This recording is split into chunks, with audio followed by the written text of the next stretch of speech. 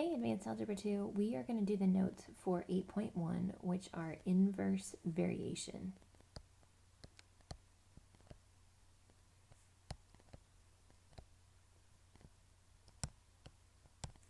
Okay. So we've talked a little bit about this previously. So direct variation, the more I study, the better my grades will be.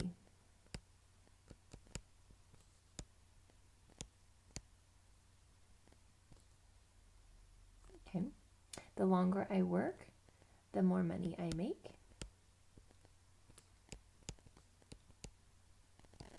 So as one goes up, the other goes up. As one goes down, the other goes down. Okay. The concept here, an increase in one quantity corresponds with an increase in another. And you'll see the terms as y varies directly, we get y equals kx, where k is the variation constant.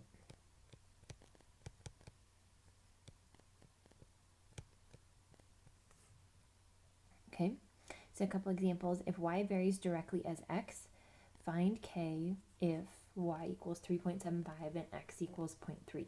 Write the variation equation. So first off, if y varies directly as x, that's y equals kx. Okay, they give us y is 3.75. We don't know k, but they tell us k would be 0.3. So go ahead and grab your calculators. We're going to divide this to find k, which would be 12.5. And then we want to write the equation. So plugging k back in, we would have y equals 12.5x. Okay. So steps that we just followed, we write an equation.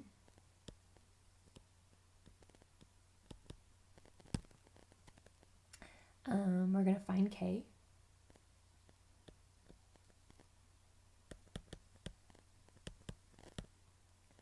And we're going to write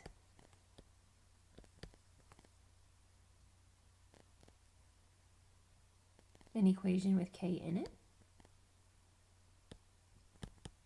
And then we're going to solve. Okay. So number 2, if A varies directly as B, okay, so if we can take care of that part first. A varies directly as B, so A equals KB, and A equals 36, B equals -9. Find A when B equals 12. Okay, and there's two methods. So first, if we write this equation like this, they give us A would equal 36. We don't know K, but B is -9. Okay, so when I solve, what would K have to be? It would have to be -4.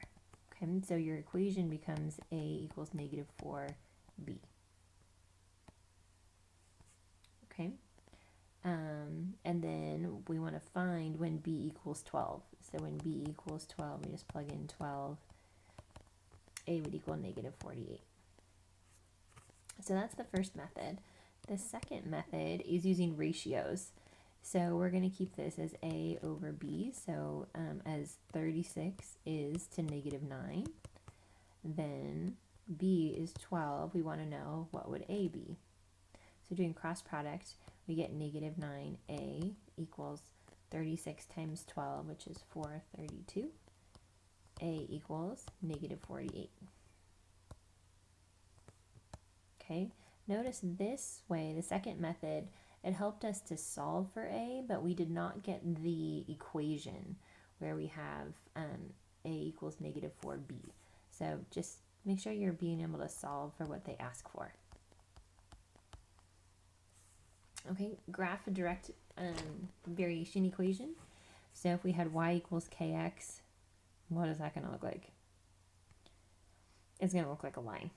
Okay, we don't know what k is, so this is just a sketch of one of them. Okay, but the two properties that we need to know is that it passes through the origin, so 0, 0, and number 2, the slope is k. Okay, so those things we learned before. What we're going to start talking about is some kind of applications of that. So inverse variation, okay, inverse, it's going to be opposite. So a couple examples. The more time I spend at work, the less time I spend at home.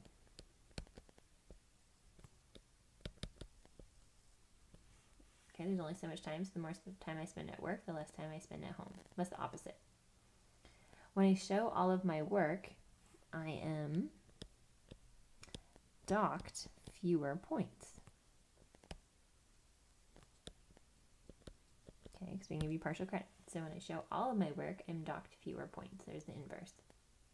So the key concept, an increase in one quantity corresponds to a decrease in another.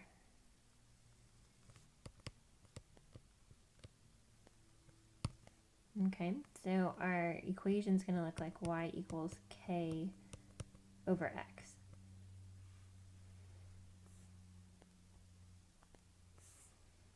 So if y varies inversely as x and y equals 22.5 when x equals 6.2, find k and write the equation, and then find k when x equals 0.3.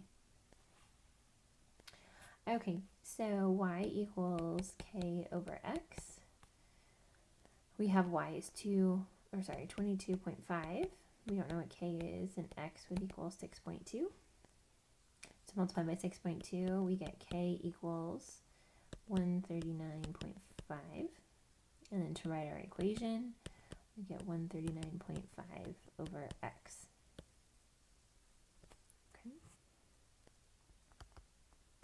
Okay, and then to find y when x equals 0.3. Okay, the first method is just using the equation that we just found and plugging in 0.3. Okay, so when you divide that, you get 465. Okay, the second method is using ratios. So here, my x times y has to equal x times y on the other side. Okay, so if I multiply, like if you look at our equation, if I multiply by x, xy has to equal xy. So in our original one, 6.2 times 22.5 has to equal, our x is 0.3 and we don't know what y is. So multiply that and divide by 0.3, we get y equals 465. Okay, this method is not used very often. So it's fine to just use the equation and plug it in. Okay. The equation y equals 1 over x is an example of an inverse variation. So complete the table and sketch the graph. Okay. So we'll just start up here. If I plug in -3, I get -1/3. Plug in -2, -1/2. Plug in -1, -1. What happens when I plug in -0.5? It jumps to -2. Can I plug in 0? Nope. When I plug in 1/2, I'm going to get 2, 1. I'm going to have 1/2, 1/3. Okay, so can we tell what happened here? Let's look. Okay, so let's go ahead and graph this. So at -3, I'm at -1/3. -2, I'm at -1/2. -1, I'm at -1. What happens is I get closer to 0 at like 0.5, I'm at -2. Oops, sorry. Pushed too hard. Oh, okay. So, and then once I get to 0, 0 doesn't exist. So we're just going to go like this, and it's going to curve down and get closer to 0. When we switch to the positives, it's going to look the opposite. So at 1/2, I'm up at 2. At 1, I'm at 1. At 2, I'm at 1/2. And then it just is going to get smaller, so it looks the opposite. Okay, so they just get closer to 0. So if we wanted to graph on the same screen, y equals 2 over x and then y equals 3 over x, we're going to do that in the graphing calculator. So in your calculator, go ahead and go in your y1, we're going to let it equal 1 over x, y2 equal 2 over x, and y3 equal 3 over x. But then change the plotting symbol, so this is like a dark line, this one is a dashed line, so you can tell the difference. And this, the first one will just be a regular line. Okay, so go ahead and do that. Help each other out with that graphing calculator piece.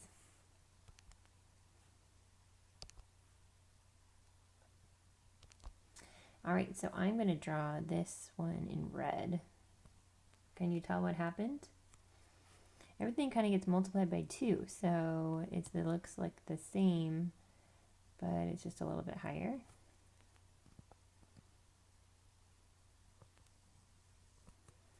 Okay, and then I'm going to grab a different color for green. I'm going to do the y3 in green. And so that gets a little bit higher as well.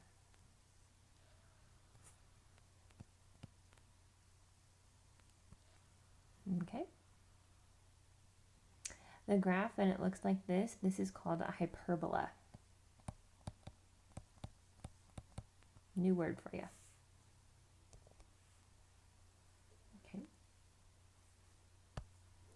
Okay, so if you flip the page, we're going to talk about joint variation. This means we have more than 2 variables. So y varies directly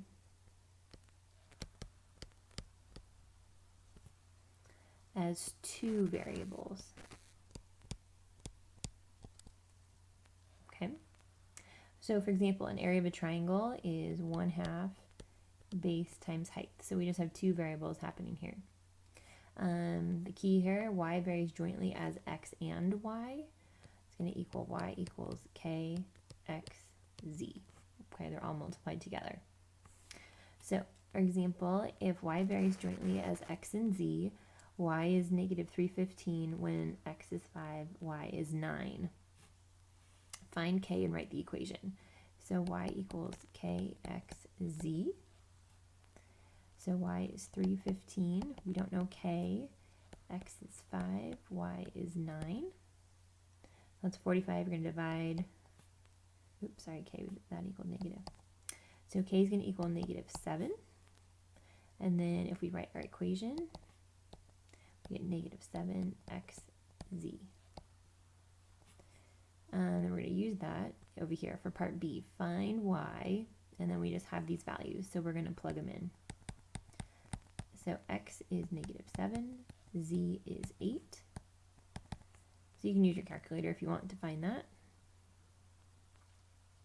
Okay, it's going to be positive, and so we get 392.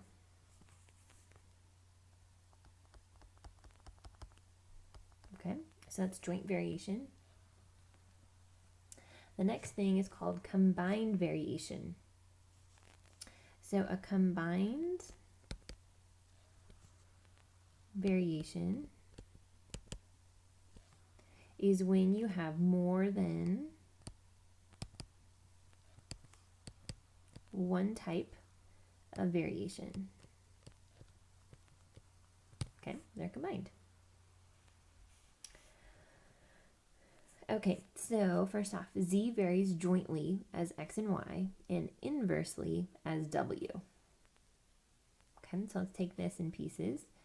Z varies jointly as x and y, and then they give us values. The first part is we want to write the equation.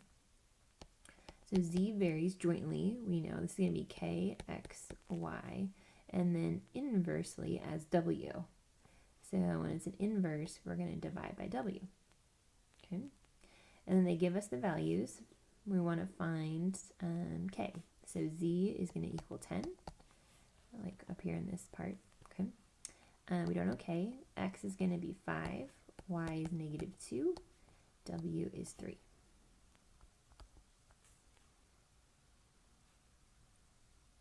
Okay, so you multiply by 3 just to get it out of the way. We've got negative 10k. Divide by that, so k equals negative 3. So our equation becomes negative 3xy over w. Okay, so now we're going to use this over here. Find z. So we've got negative 3xy over w. We're just going to plug these values in. So negative 3, x is 8, y is 6, w is negative 12. You can just cross things off, cancel, whatever you need to do, calculator. Do we figure out what it equals? Yeah, it equals 12. Okay.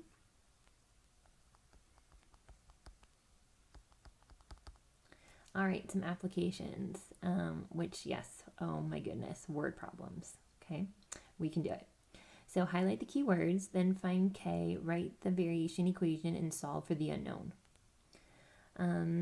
All right, so the power in electrical circuit varies jointly as the current and the square of the resistance. Okay, let's just start with that one thing. Power, so we're going to call that P, varies jointly. Okay, so we got that. As the current, so C, and the square of the resistance. Oh, sorry, we're not going to use C for current. Current, we're going to let be I. Sorry, it's like official physics. Okay, current is I. The square of the resistance. Okay, so resistance R squared. Okay, so can we write that part first? Just our first sentence. P varies jointly, so we have our constant. I R squared. The power in a circuit is 15 watts when the current is 15 amps and the resistance is 10 ohms. Okay, so these are the values that they're telling us to plug in, and then we'll be able to find our equation. And then we want to find the power in a circuit when the current is 20 amps and the resistance is 25 ohms. Okay, so we're going to take the second sentence and we're going to plug stuff in. So the power was 1500. We don't know K. The current is 15. The resistance is 10, and we square that. Okay, so 10 squared is 100 times by 15. We end up with 1500, so K equals 1. Okay, so our equation is power equals I R squared. So then we want to answer the question, find the power.